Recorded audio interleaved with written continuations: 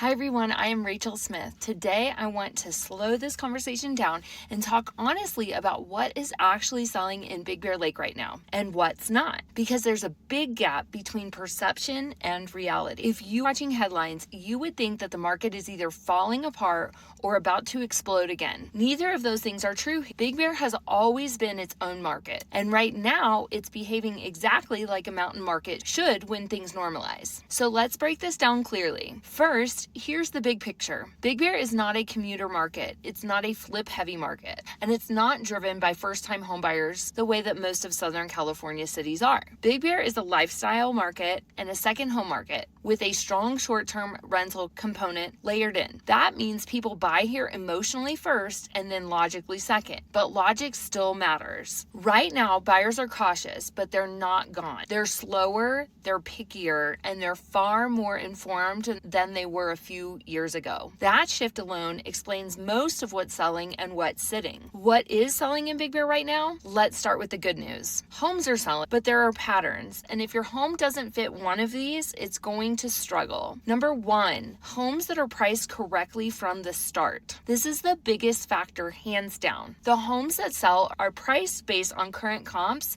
not last year's peak, not emotional attachment, and not what the neighbor thinks their place is worth. Buyers today are doing side-by-side comparisons. They know price per square foot, they know days on market, and they know when a home is reaching. A correctly priced home doesn't always sell instantly, but it gets activity, offers, and leverage.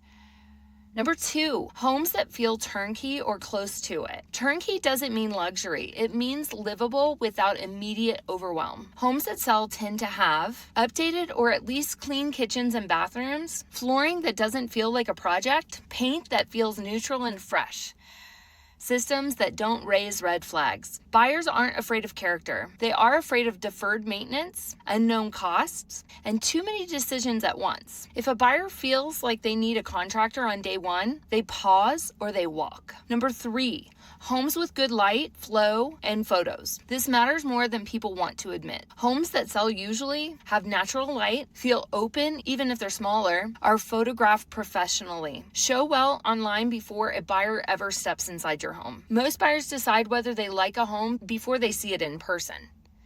If the photos don't tell a clear story, the showing never happens. Number four, homes that make sense as a second home or a rental. Buyers are still asking, can my family enjoy this? And does this work financially long term? Homes that check boxes like parking, storage, laundry, outdoor space, proximity to ski areas or to town are still very appealing to buyers. Not every buyer is buying for Airbnb, but most want the option to do it if they choose. And let's go into what's not selling in Big Bear right now. Let's talk about what's sitting and why. This is where honesty matters. Number one, overpriced homes waiting for the market to come back. These homes are the biggest casualties right now. They usually sound like, we're not in a rush, we'll test the market, we can always come down later. The problem is buyers see these homes early and decide they're overpriced and they mentally move on. By the time the price drops, the listing feels stale. Number two, homes that need too much work at today's prices.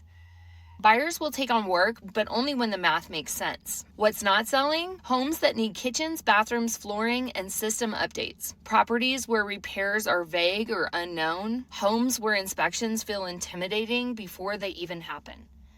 Construction costs are still high. Buyers are building that risk into their offers or avoiding those homes altogether. Number three, poorly marketed listings. This is a big one and it is avoidable.